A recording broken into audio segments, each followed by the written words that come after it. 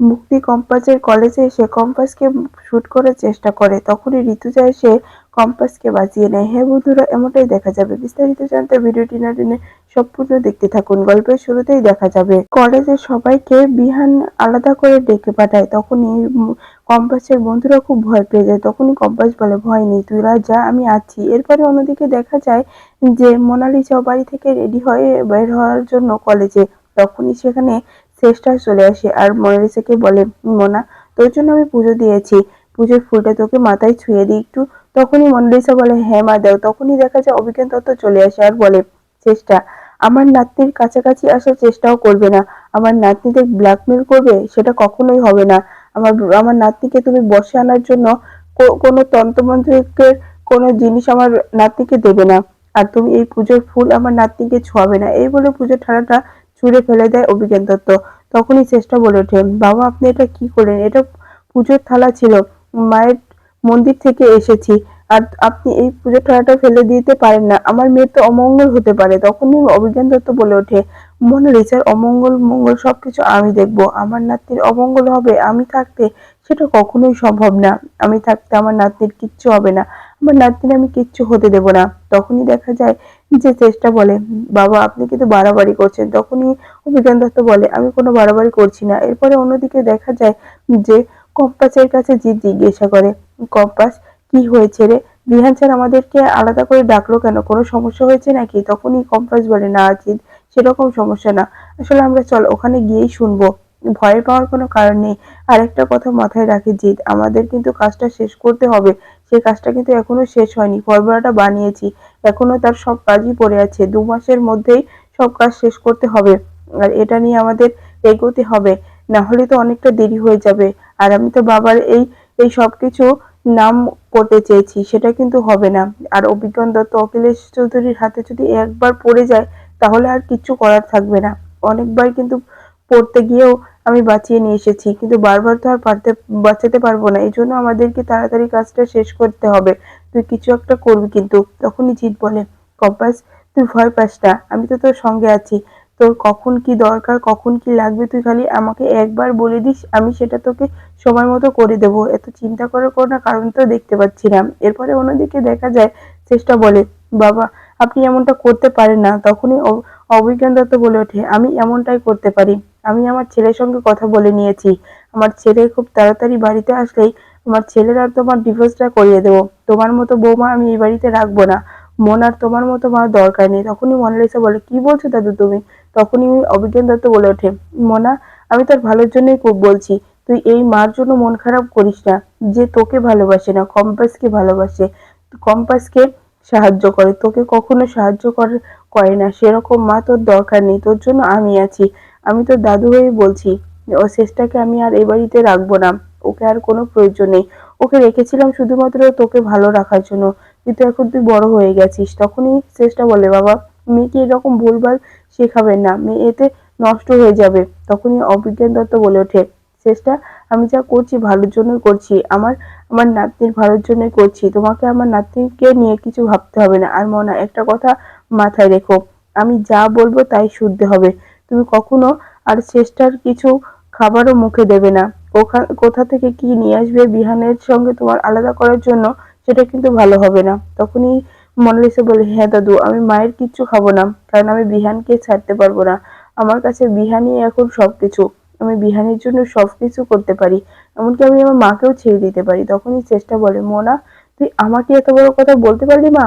তখনই মোনালিসা বলে, হ্যাঁ আমি বলতে পারলাম। আর দাদু তুমি এটা কি বলছো? তখনই দেখা যায় অভিজ্ঞান দত্ত বলে ওঠে, মোনা আমি তো আছি, তুই এই মায়ের জন্য একদম মন খারাপ করিস না, তুই এখন বড় হয়ে গেছিস, 2 দিন পরে তোর বিয়েটাও দিয়ে দেবো, তাই এই চেষ্টাকে আর কোনো প্রয়োজন নেই। আর চেষ্টা এই বাড়িতে থাকলে তোর আর বিহানের কখনো এই সম্পর্কটা হতে দেবে না, কারণ সে তো তার মেয়ে কম্পাসের কথা ভাবে, তার কম্পাসের ভালো রাখার জন্য তোকে সে কষ্ট দিতেই পারে। তখনই দেখা যায় যে চেষ্টা বলে, বাবা মেয়েকে এরকম ভুলভাল বুঝাবেন না, আমি তো মেয়ের ভালোর জন্যই করছি, কারণ বিহান আর কম্পাসের বিয়ে হয়ে গেছে। তখনই মোনালিসা বলে, চুপ করো মা, তুমি আর কথা বলবে না। তখনই অভিজ্ঞান দত্ত বলে ওঠে, দেখেছো তো চেষ্টা আমি কি কারণে তোমাকে সহ্য করতে পারছি না, আমি আর মনা চাই তুমি এখানে থাকবে না, খুব তাড়াতাড়ি ছেলে বাড়িতে আসলেই তোমাদের ডিভোর্সটা করিয়ে দেবো, তোমার মতো বৌমা দরকার নেই, আর মোনারও তোমার মতো মা দরকার নেই।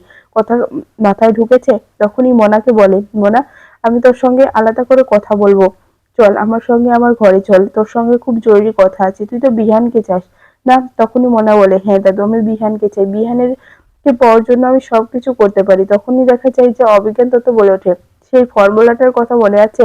তখনই মোনালিসা বলে, হ্যাঁ শুনেছিলাম। তখনই অবিজ্ঞান দত্ত বলে ওঠে, সেই ফর্মুলাটা আমাদেরকে পেতে হবে, সেটার জন্য সবকিছু করতে হবে। তখনই মোনালিসা বলে, এটা তো মাহিও জানে। তখনই দেখা যায় যে অবিজ্ঞান দত্ত বলে ওঠে, যেটা করবে তাড়াতাড়ি করবে, ফর্মুলাটা আমাদের দরকার, কম্পাসের কাছ থেকে ওই ফর্মুলাটা কিন্তু নিতে হবে আবার। এরপরে দেখা যায় যে মোনালিসা কলেজে চলে আসে, আর সেখানে তখনই বিহানও চলে আসে আর সবাইকে একত্রিত হতে বলে। তখনই কম্পাস মোনালিসার দিকে তাকিয়ে থাকে আর বলে যে এখানে মোনালিসা ম্যাডামও চলে এসেছে, ওনারা এখানে কি করবে বা কি করতে চাচ্ছে এটাও তো বুঝতে পারছি না। এরপরে দেখা যায় যে বিহানও ওখানে চলে আসে আর সবাইকে বলে যে তোমাদের একটা খবর দিতে চাচ্ছি। তখনই সব ছাত্রছাত্রীরা বলে ওঠে, কি বলতে চাচ্ছেন বিহান স্যার?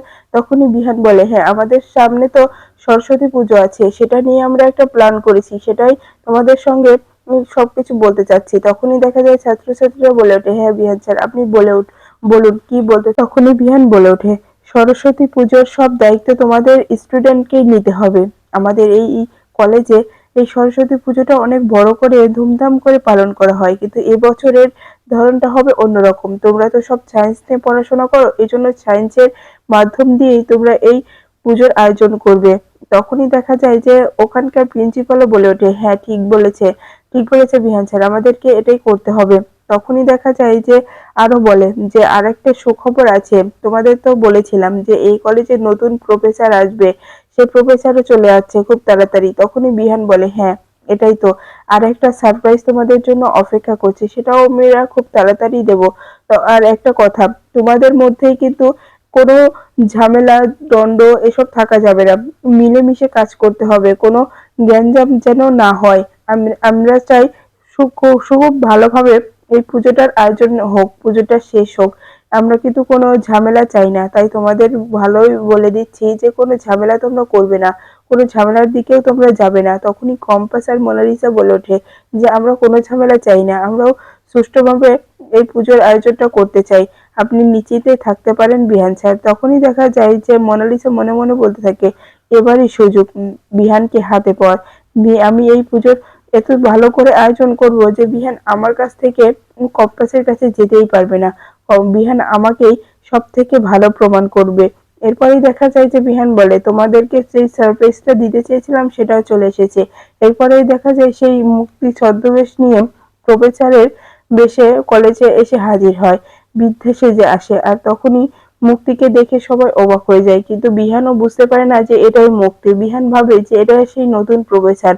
তখনই কম্পাস মুক্তিকে দেখে অদ্ভুত লাগে তার কাছে, সে মনে মনে বলতে থাকে, ইনাকে এত অদ্ভুত লাগছে কেন, খুব চিনা চিনা লাগছে, কিন্তু আমি তো ইনাকে আগে কখনো দেখিনি, এত বয়স হয়ে গেছে তবু অন্য কলেজ থেকে এই কলেজে চলে আসলো, এর মধ্যে কিছু একটা নেই তো, আমাকে জানতে হবে।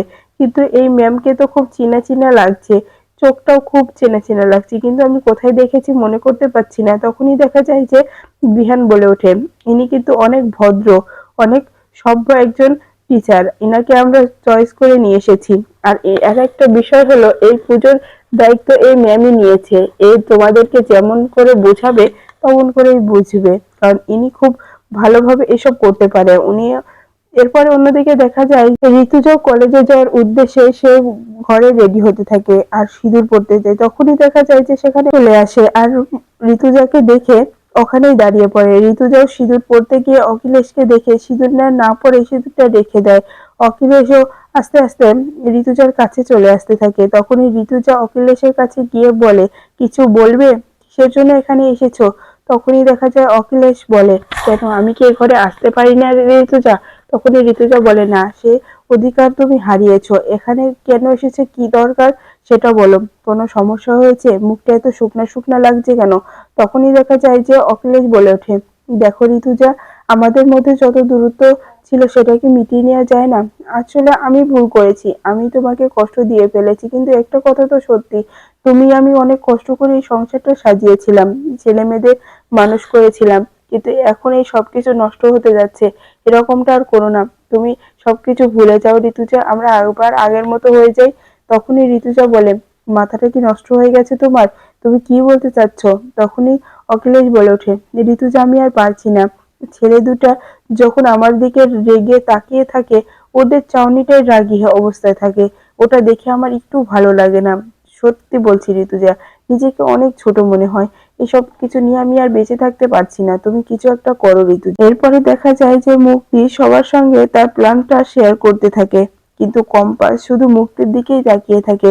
কিন্তু মোনালিসা ব্যাপারটা পুরোটাই জানতো, তার দাদু মোনালিসাকে সবকিছু বলে দিয়েছিল যে আসলে এটাই হলো মুক্তি, মুক্তি এরকমটা সেজেই আসবে কম্পাসকে ক্ষতি করতে। এটা জেনে মোনালিসা খুব আনন্দে থাকে। তখনই দেখা যায় মুক্তি বলে ওঠে, দেখো আমি তোমাদের সবসময় সাহায্য করব, তোমাদের কি কি প্রয়োজন হয় সবকিছু বলবো, আর আমি তো অনেক নাচ পারি, এজন্য তোমাদেরকে শিখিয়ে দেবো কিরকম নৃত্য করতে হবে।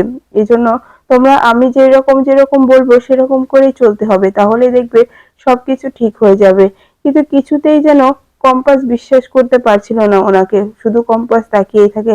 তখনই বিহান বলে ওঠে, হ্যাঁ তোমাদের ভালোর জন্যই আমরা এই ম্যামকে চয়েস করে নিয়ে এসেছি। ইনি অনেক বুদ্ধিমতী, ওনার অনেক ট্যালেন্ট আছে, উনি অনেক পুরস্কারও পেয়েছেন এই সায়েন্স হিসেবে। এই জন্য আমরা তোমাদের জন্য ওনাকে চয়েস করে নিয়ে এসেছি। উনি যেরকম বলবে ঠিক সেরকম করে চলবে, তাহলে দেখবে একদিন তোমরা অনেক বড় হবে। তোমাদের ভালোটা ভেবেই আমি ওনাকে নিয়ে এসেছি, কথাটা মাথায় রাখবে। এরপরেই দেখা যায় যে অভিজ্ঞান দত্ত সে মনে মনে বলতে থাকে, আমি যে করেই হোক ওই ফর্মুলাটা নিবই, আমি মোনাকে দিয়েই এই ফর্মুলাটা উসুল করাবো। কম্পাসকে আমি ছাড়বো না, কম্পাস আমার নাতনিকে অনেক কষ্ট দিয়ে দিয়েছে, আমার নাতনি ওর জন্য অনেক কেঁদেছে, আমার নাতনির চোখে জল এসেছে, আমি কম্পাসকে ছাড়বো না, কিছুতেই ছাড়বো না। আগে শেষটাকে এ বাড়ি থেকে বের করি, তারপরে আর এ বাড়ির কোনো প্ল্যান শেষটা বাইরে নিয়ে যেতে পারবে না, সেই ব্যবস্থা আমি করে দেব। এরপরে অন্যদিকে দেখা যায় যে অখিলেশ ঋতুজাকে বলে, ঋতুজা আমরা আবার চলো না এক হয়ে যাই, একসঙ্গে থাকি, এভাবে আর আলাদা আলাদা থাকতে হবে না। তখনই দেখা যায় ঋতুজা বলে, না অখিলেশ এটা আর হয় না, এরকম কথা তুমি আমাকে আর বলবে না, কারণ এটা আর কখনোই সম্ভব হবে না। কিন্তু ঋতুজা মনে মনে বলতে থাকে যে অখিলেশের কি এমন হলো যে অখিলেশ এভাবে এসে ভেঙে পড়লো, মুক্তি চলে গেছে বলে তাই, না অন্য কিছু। তখনই অখিলেশ বলে যে কি হলো ঋতুজা, কথা বলছো না কেন, তুমি আমার সঙ্গে কথা বলবে না? তখনই ঋতুজা বলে, এখন আমার কোনো কথা বলার ইচ্ছে নেই, আমি কোনো কথা বলতে চাই না, আমি এখান থেকে চলে যেতে চাই, এখান থেকে চলে যাব। তখনই অখিলেশ ঋতুজার হাতটা চেপে ধরে আর বলে, না ঋতুজা তুমি এখন এখান থেকে যেতে পারবে না, তুমি আমার সঙ্গে এখন তোমার কথা বলতে হবে। তখনই ঋতুজা বলে, কোনো কথা বলতে পারবো না। তখনই দেখা যায় যে অখিলেশ বলে, ঋতুজা বিশ্বাস করো, তুমি আমাকে ক্ষমা করে দাও, আমি ক্ষমা না করলে আমি বাঁচতে পারবো না ঋতুজা। হ্যাঁ বন্ধুরা, এই ছিল আজকের আপডেট। ভিডিওটি কেমন লাগলো কমেন্টস করে জানাতে ভুলবেন না। পরবর্তী আপডেট পেতে চাইলে চ্যানেলটি সাবস্ক্রাইব করে পাশে থাকা বেল বাটনটি অন করে রাখুন। ধন্যবাদ।